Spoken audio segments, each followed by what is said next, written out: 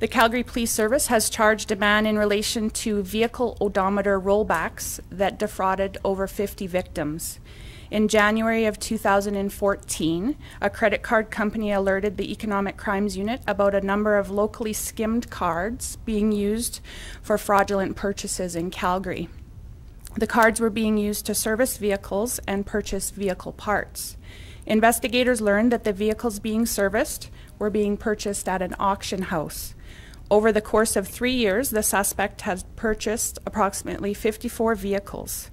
The vehicles had high kilometers, but had been rolled back between the purchase from the auction and attempting to sell them online. In one case, approximately 208,000 kilometers were rolled back. The approximate value of the fraud is $300,000, with the number likely to increase as more victims are identified. Andre Pliosinen, 28, of Calgary, faces 1 count of fraud over $5,000. What led you to this person figuring out that he was purchasing the vehicles at the auction house? This was actually associated to another investigation that was being conducted by the Economic Crime Unit.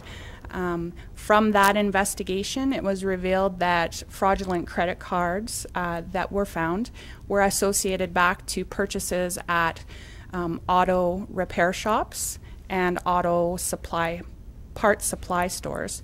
From there, an investigation was initiated, and investigators were able to track the purchases to vehicles. The auction house was identified as a potential location where vehicles were being purchased. Investigation by the constables revealed that the auction house, the offender was purchasing vehicles from the auction house, at which time he would take those vehicles and have small repairs done to them, maybe tune-ups, etc., change some parts out, and take them to auto repair facilities where we believe that the odometers were rolled back.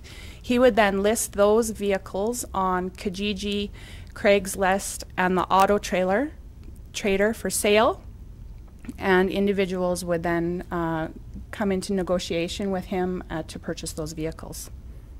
Is he the only one charged with?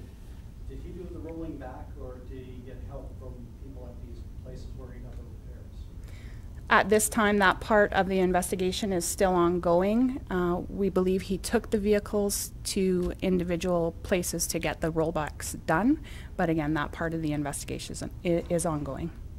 So there could be more charges of these companies, these places where he went to. Is there any allegation he knew the person that was working in this shop who did the work unbeknown to others? There's nothing to support that at this time, but again, that investigation is ongoing. And you said there was 50 victims in total. Have you been in contact with all these people, and do you think there are any more people who may have fell victim to this? Yeah, this was happening over a 3-year period.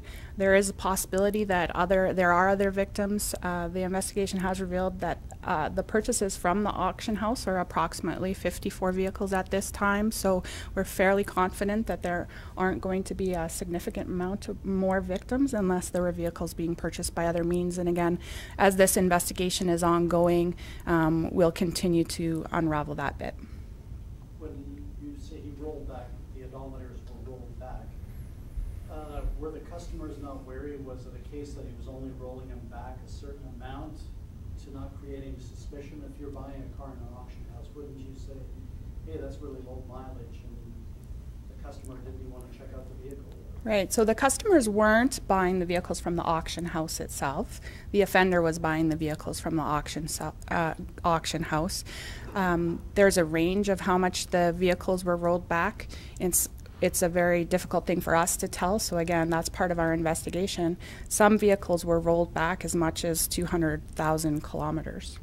So wouldn't that, if you're buying the car on Kijiji or Craigslist, wouldn't that trigger alarms in your head? Yeah, you bet. One of the things that we want to impart to the public for this is that if you're purchasing a vehicle, really take the time to look at the vehicle. If the shape of the vehicle doesn't match the kilometers on the vehicle, so if you have a vehicle that's for sale for $60,000 and there's rust and worn seats, et cetera, that should lead you to ask further questions. And a good thing as a consumer to do would be to go out and get that check, that mechanical check done, because at that time they'll be able to let you know that there are some issues, or they would be able to tell you about the odometer rollbacks.